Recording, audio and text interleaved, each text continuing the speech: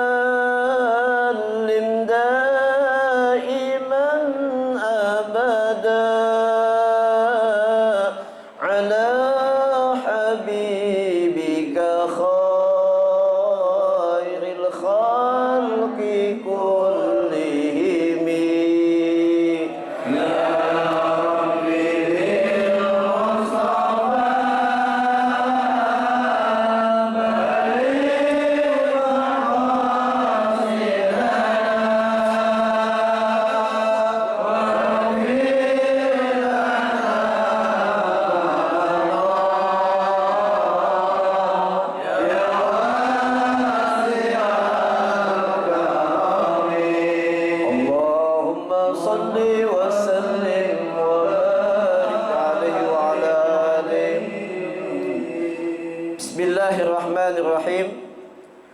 Alhamdulillah wassalatu wassalamu ala Rasulillah Sayyidina Muhammad ibni Abdillah wa ala alihi wa sahbihi wa man tabi'a hudah wa sunnatah la hawla wa la quwwata illa billah ma ba'du. Hadratil muhtaramin, para alimin ulama, para asatid, sesepuh pinasepuh, wabil khusus pengurus Majlis Taklim Ukhuwah Islamiyah dan guru-guru tetap di Majlis Taklim Ukhuwah Islamiyah ini yang telah hadir di tengah-tengah kita, Al-Mukarram Bapak Kiai Haji Ahmad Habibi. Mudah-mudahan beliau senantiasa diberikan kesehatan Allah Subhanahu wa taala, dipanjangkan umurnya, dimurahkan rezekinya, dan insyaallah kita semua selamat fid dunya wal akhirah. Amin ya rabbal alamin. Alhamdulillah wa syukurillah para jamaah sekalian, hadirin hadirat rahimakumullah. Sampai saat ini, detik ini, Allah masih menganugerahkan kita semua nikmat-nikmat yang begitu besar nilainya, tak ternilai dan kita hitung berapa besar nilai nikmat Allah tersebut. Nikmat sehat wal afiah, nikmat panjang umur, wabil khusus nikmat iman dan Islam. Mudah-mudahan nikmat-nikmat tersebut kita bisa mensyukurinya dengan berbuat taat, menjalankan perintah Allah dan menjauhi segala larangan-larangan Allah Subhanahu wa taala. Salawat serta salam tak lupa pula kita haturkan kepada junjungan kita Nabi besar Muhammad sallallahu alaihi wasallam. Di bulan yang mulia ini, di bulan kelahiran manusia yang agung, manusia yang insyaallah menyelamatkan kita semua nanti di hari kiamat, dan mudah-mudahan kita semua kelak di hari kiamat mendapatkan syafaatul uzmanya. Amin ya rabbal alamin. Hadirin hadirat rahimakumullah, bicara tentang Maulid ya, ini di bulan Maulid Rabiul Awal. kita ini sebagai umatnya sudah semestinya bahwa kita gembira dengan kelahiran beliau. Dan insya Allah inilah yang membuat kita selamat. Kita bayangkan seorang yang namanya Abu Lahab. Abu Lahab, namanya siapa Abu Lahab tuh? Hah? Namanya Abdul Uzza, ya, bin Abdul Muttalib, paman Nabi. Ya, beliau jelas-jelas di Al-Quran termaktub di dalam surah Al-Lahab itu celaka, termasuk orang yang celaka di hari kiamat nanti, di akhirat nanti. Tetapi beliau dengan sebab ketika Rasulullah lahir, beliau gembira. Saking gembiranya beliau merdekakan budaknya yang bernama Suwaibah. Ya, beliau merdekakan karena senang dengan kelahiran keponakannya yaitu Rasulullah Sallallahu Alaihi Wasallam. Nanti di hari kiamat setiap hari Senin beliau mendapatkan keringanan dari Allah Subhanahu Wa Taala. Nah, apalagi kita umat Islam yang beriman, KTP-nya Islam, mengaku Rasulullah sebagai Rasul terakhir. Ya, apalagi kalau kita gembira dengan kelahiran beliau, insya Allah menjadi penyelamat kita nanti di hari kiamat. Cuman Bapak Ibu sekalian, bukti wujud kita cinta, kata Rasulullah Sallallahu Alaihi Wasallam begini: "Man ahya sunnati faqad ahabbani." Orang yang menghidupkan sunnahku, menjalankan syariat-syariatku, taat kepada aku, sungguh orang itulah yang cinta pada aku. Jadi cinta itu bukan hanya dengan kata-kata saya cinta Rasulullah, itu sebagian. Tetapi pada intinya bagaimana kita ekspresikan cinta kita dengan berbuat melaksanakan ajaran-ajaran Rasulullah. Banyak ajaran-ajaran Rasulullah yang sekarang ini di zaman ini sudah banyak kita abaikan. Salah satunya Rasulullah itu punya sifat la yaqulu wa la yaf'alu illa ma'rufa. Nabi itu tidak berbicara, ngomong ataupun berbuat sesuatu kecuali yang ma'ruf, yang baik. Nah, kita coba dengar anak-anak sekarang, orang tua sekarang ngomongnya kasar, jorok, binatang disebut-sebut. Ya, mohon maaf, kita didik anak-anak kita ya dengan kata-kata yang lemah lembut, yang baik. Kadang kita nggak sadar, kadang orang tua ngomongin anak ya, dasar anak setan lu. Ya, anaknya setan, orang tuanya apa? Hah? Ya Allah, kan nggak sadar, nggak ngaca, nyebit. Ya, dasar anak monyet lu. Orang tuanya apa? Hah? Iya, kadang nggak sadar orang tua ngomelin anak, ngomong-ngomong yang jorok kasar. Ya, anaknya ikut-ikutan. Kelakuannya persis seperti monyet. Kelakuannya seperti setan. Ya kan, nggak sadar omongan-omongan kasar itu didengar oleh anak-anak kita. Bapak Ibu sekalian, anak-anak itu adalah peniru yang ulung. Dia punya sifat, apa yang dia lihat, apa yang dia dengar, dia akan praktekkan itu. Masya Allah. Makanya Bapak Ibu sekalian, kalau ada ribut suami istri, jangan sampai di hadapan anak-anak kita. Dan dia akan tiru. Apalagi mohon maaf, ini suami istri nih berhubungan badan, anak jangan sampai lihat. Ya, kalau rumah kontrakan sepetakan, kalau pengen berhubungan suami istri, anaknya kasih duit gocap tuh main PS yang lama. Ya, nggak apa-apa deh. Ya, ya kan? Daripada dilihat, ya, si itunya udah nggak tahan.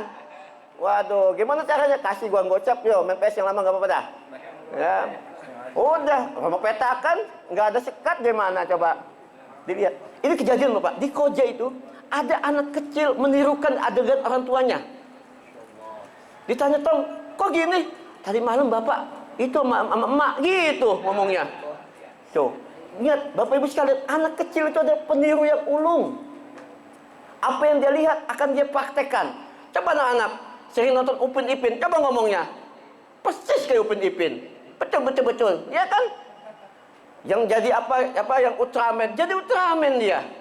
Ya, ini maka jangan sekali ucapkan kata-kata yang tidak baik.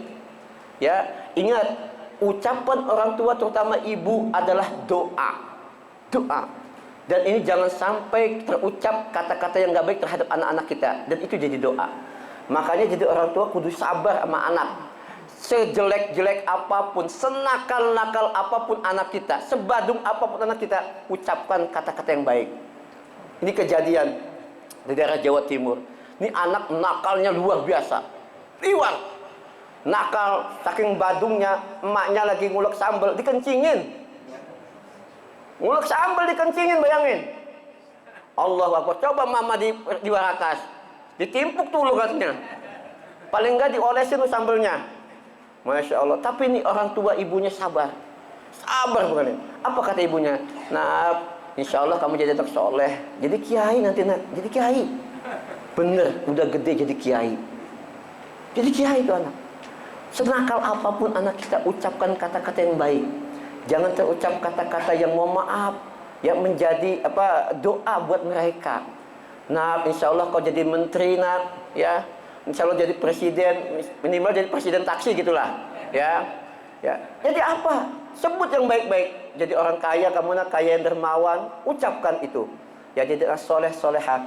Jangan terucap kata-kata yang gak baik. Inilah Rasulullah. Rasulullah jangankan terhadap sahabatnya, musuhnya aja kagum dengan Rasulullah. Kenapa? Ucapan-ucapan yang lemah lembut yang baik. Rasulullah nggak pernah marah. Kalau dirinya di apapun disakitin, ya dicaci maki, nggak pernah marah Rasulullah. Inilah akhlak Rasulullah yang perlu kita contoh, dan kita contoh sebagai wujud cinta kita kepada Rasulullah.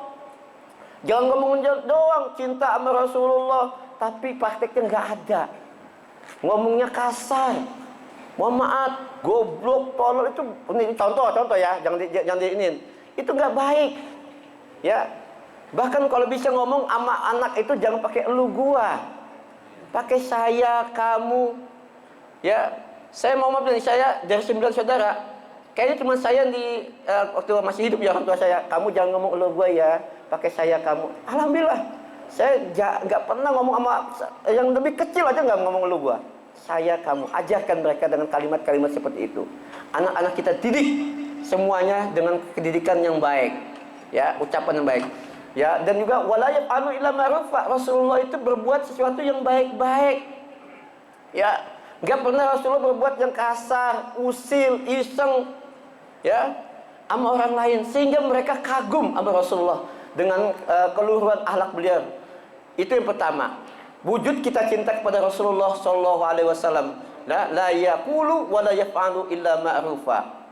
Yang kedua, Rasulullah itu punya sifat idza da'ahul miskinu ajabahu ijabatan muajjalah. Rasulullah itu kalau diundang sama orang miskin, orang susah, cepat Rasulullah. Dan menghadiri undangannya. Loh kita Ustadz Kiai sekarang, lihat dulu undangan siapa yang undang nih. Ya. Wah, Masjid Al-Musabbihin mah kecil transportnya. Ya, lebih baik Hidayatul Karomah katanya yang gedean amplopnya. Umpama. Ada nggak gitu? Ada tuh. Yang ngomong ke saya. Ini jamaah nih, ada tuh. Berarti jujur ya. Ngapain ngisi pengajian ini mah paling berapa? Ini mah buat jajan anak saya doang. Gitu umpama. Ada gitu? Ada. Banyak loh kita tuh. Ya Allah. Nggak boleh. Nabi itu ya kalau diundang sama orang miskin, cepat tuh Nabi. Ini sifat Rasulullah yang harus kita contoh. Inilah wujud kita cinta sama Rasulullah. Bukan ngomong doang saya cinta Rasulullah, ya. Tapi prakteknya nggak ada, ya. Ustadz kan nyontohin. Makanya Bapak Ibu sekalian jangan dibilang Ustadz jadi kiai itu enak. Lihatnya doang enak, dapat berkat 2 gitu kan, ya. Tapi pertanggungjawaban di akhirat. Ustadz, kiai, ulama itu duluan masuk neraka ketimbang orang yang penyembah berhala. Kenapa? Karena dia jadi contoh. Loh, ustadznya aja main gaplek, ngajarin sholat entar-entar aja, nunda-nunda sholat. Ya Allah, ini contoh ustadz, jangan sembarangan. Emang enak? Ya, di dalam Al-Quran itu ada ya ayat yang menyebutkan ya kabura maqtan indallahi an taqulu ma la taf'alun. Sungguh besar muka Allah ya terhadap orang yang pandai bicara tapi enggak ngelakoni, enggak diperbuat, ngomongnya doang. Sholat jamaah, ya dia kagak. Betul enggak? Ada yang gitu? Teko orangnya. Endi? Mana orangnya? Ya. Nyuruh orang sholat jamaah dia kagak. Ya Allah, itu orang-orang yang pandai bicara gitu tapi nggak ngelakoni, enggak diperbuat, enggak dipraktekkan, hati-hati. Murka Allah sangat besar bagi dia. Makanya jangan enak-enak, enak jadi ustadz, kiai, pulang diamplopin, beseknya 2 umpama. Bukan itu yang dinilai. Tanggung jawabnya dia besar. Nah, termasuk meremehkan sholat. Nah, sini akan saya bacakan satu kitab tentang bahayanya orang yang meremehkan sholat. Ya, penting nih sholat. Dan itu sholat itu adalah wasiat Rasulullah SAW ketika di akhir hayatnya. As-sholah, as-sholah. Yuk, jaga sholat, jaga sholat.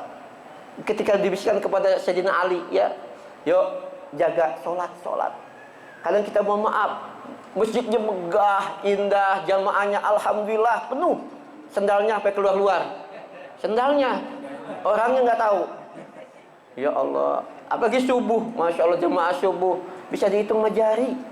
Dia di kampung-kampung, di Jakarta alhamdulillah masih agak kebanyakan. Coba di kampung-kampung, ya 2, 3 jemaahnya. Saya sering tuh kalau perjalanan Jawa nih, mampir subuh, masya Allah yang dia ajan dia kok jadi imam, diborong semuanya. Ini gimana? Meremehkan sholat, terutama mohon maaf, ya mohon maaf, mak-mak kadang lagi asik nonton sinetron, ntar aja sholat. Ini bahaya. Ingat di dalam Al-Quran, fawailul lil musallin, celaka bagi orang-orang yang sholat. Yang sholat celaka, apalagi yang nggak sholat. Ya, yang sholat aja celaka, apalagi yang nggak sholat itu, ya. Sholat yang gimana celaka? Alladzi nahum an sholatihim sahun, lupa, lalai, menunda-nunda. Ya, ntar dulu santai. Apalagi mau maaf, pulang kerja sore. Ya kan maghrib tuh. Nyantai dulu minum kopi sambil nonton TV. Ketiduran sampai ngimpi-ngimpi. Bangun-bangun malam, maghrib kagak sholat, isya kagak sholat, Allahu Akbar. Ini orang celaka. Fawailun. Wail itu satu jurang di neraka. Yang neraka jahanam pun minta lindung sama Allah daripada wail itu. Ibaratnya wail itu kayak kita, kalau laut itu paling dasar apa namanya di laut tuh? Parung. Palung ya. Nah itu yang paling dalam di laut itu palung. Nah itu kan wail. Neraka. Masya Allah. Hati-hati dengan sholat. Hati-hati. Ya. Jangan sekali-kali meninggalkan sholat. Ada satu riwayat kata Rasulullah gini, man taraka sholatan wahidatan muta'ammidan, ya kutiba ismuhu ala babin nar, atau kama qala Rasulullah sallallahu alaihi wasallam. Orang yang meninggalkan satu sholat saja, satu loh, satu, umpama subuh aja nggak sholat, muta'ammidan, sengaja nih, ya bukan ada udzur, bukan, sengaja. Maka kutiba ismuhu ala babin nar, maka namanya ditulis di atas pintu neraka, fulan bin fulan. Loh, kalau di neraka sudah ada kapling nama kita, punya siapa? Punya siapa? Punya kita. Saya menggalah yang lain aja lah. Ya, fulan bin fulan. Kita bikin kapling sana. Ya Allah, satu sholat ditinggalkan sengaja. Satu sholat. Apalagi berkali-kali. Makin banyak kaplingannya di sana. Masya Allah. Ini hati-hati sholat hati-hati. Ya, makanya sholat itu imaduddin, tiang agama. Waman aqamaha faqad aqamaddin. Yang mendirikan sholat maka dia mendirikan agama. Waman tarakaha faqad hadamaddin, meruntuhkan agama gara-gara ninggalin sholat. Hancur nih agama. KTP Islam si Islam, sholat kagak. Nih mama teman pengajian nih yasinan maghrib, sholat kagak. Kan dandannya udah lama. Dari sore di maghrib dandan. Sholat kagak, ngaji. Banyak nih. Sholat maghrib enggak, ngaji iya. Ya kan lucu. Ya, yasinan sunnah, kewajiban tinggalin. Ya Allah, hati-hati. Jaga anak istri kita. Ingat Bapak-bapak sekalian yang hadir nih, anak istri kita itu tanggung jawab kita. Makanya nih yang bujang-bujang nih yang belum nikah, mohon maaf. Ketika mengucapkan saya terima nikahnya, kawinnya Fulana binti Fulan dengan mas kawin tersebut tunai, maka berpindah tanggung jawab orang tua kepada Anda. Nih beban seorang suami itu besar. Anda akan di sana diminta pertanggungjawaban. Istri kamu bagaimana sholatnya? Anak kamu bagaimana akhlaknya? Bagaimana menjaga auratnya? suami akan minta tanggung-jawaban. Ya, kita berikan uang beli pakaiannya yang terbuka aurat, tanggung jawab Anda nanti akhirat. Makanya belikan pakaian itu dengan pakaian yang tertutup aurat supaya kita selamat. Ajarkan dari kecil, jangan sudah besar. Pernah suatu ketika di Hadramut itu ada Habib ya Abdullah bin Umar Asy-Syatiri. Ya, orang tuanya dari Habib Salim bin Abdullah bin Umar Asy-Syatiri, ya Sultanul Ilim di Hadramut itu. Ada seseorang ustadz bawa anak cewek, tapi masih kecil, tapi pakai rok pendek. Itu Habib tak ngelototin aja. Kata itu, Pak Bib, izin, ini kan masih kecil. Langsung dimarahin. Justru dari kecil lah kamu didik dia. Justru dari kecil lah. Dari kecil kamu ajarkan dia menutup aurat, insya Allah dia akan mudah. Ya, ketika dia dewasa. Jangan sudah besar. Kita mau maaf kalian. Didik anak sholat, udah besar baru sholat. Berat mereka. Berat. Didik dari kecil. Bangunkan subuh. Berat, memang berat. Berat. Kata Habib Umar bin Hafiz itu, gini contohnya, rumah kita ini kebakaran. Ini kan api. Anak kita tidur. Kita apain? Ini kebakaran rumah kita. Anak lagi tidur, diapain? Hah? Kalau perlu diseret kan?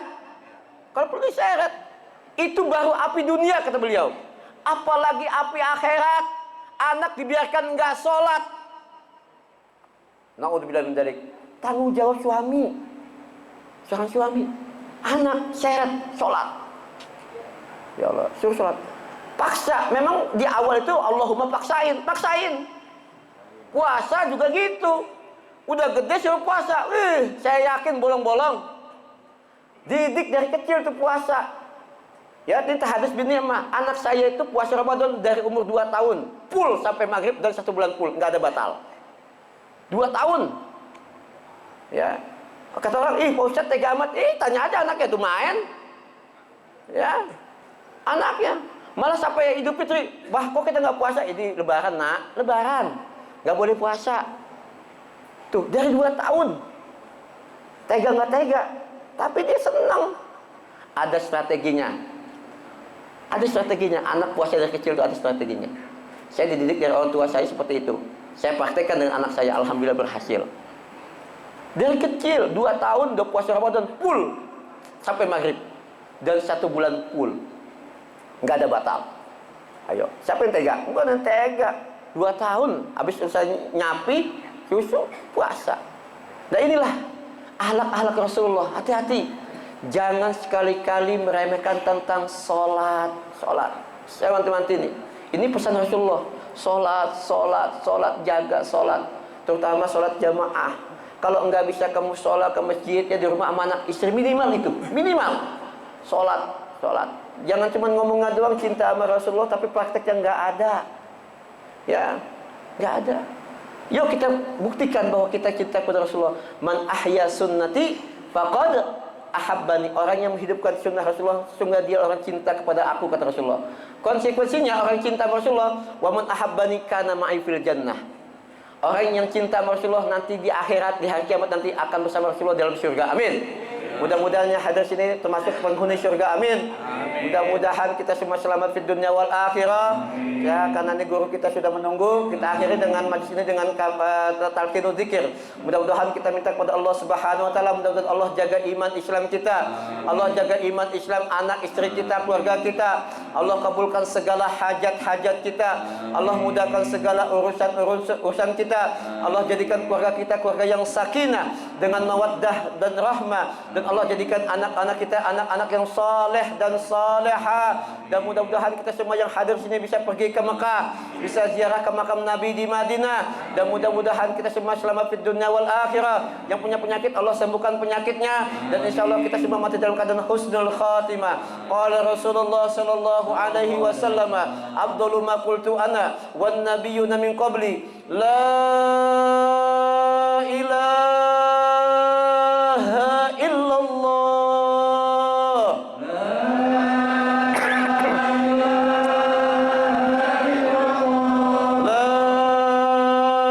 ilaha illallah.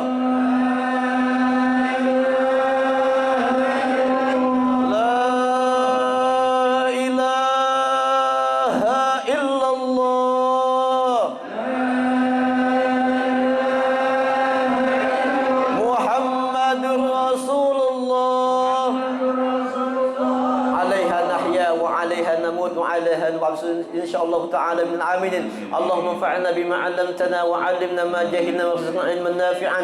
اللهم ارزقنا فهم النبيين وحفظ المرسلين وإلهام الملائكة المقربين. اللهم اجعلنا وأهلنا وأولادنا وتلامذتنا من أهل العلم وأهل الخير، ولا تجعلنا وإياهم من أهل الدار والشر برحمتك يا أرحم الراحمين. وصلى الله على سيدنا محمد وعلى آله وصحبه وسلم والحمد لله رب العالمين. Mohon maaf jika ada kata-kata saya kurang berkenan. Terima kasih atas segala perhatiannya. Mohon maaf nggak bisa lama karena ini pemain cadangan. Ya, cadangan tahu diri. Ya, pemain inti ini sudah ada. Ya, saya cadangan tahu diri. Mudah-mudahan ada manfaatnya baik bagi diri Al-Fakir dan jamaah sekalian. Terima kasih. Wallahu muwaffiq ila aqwamit thoriq. Wassalamualaikum warahmatullahi wabarakatuh. Waalaikumsalam.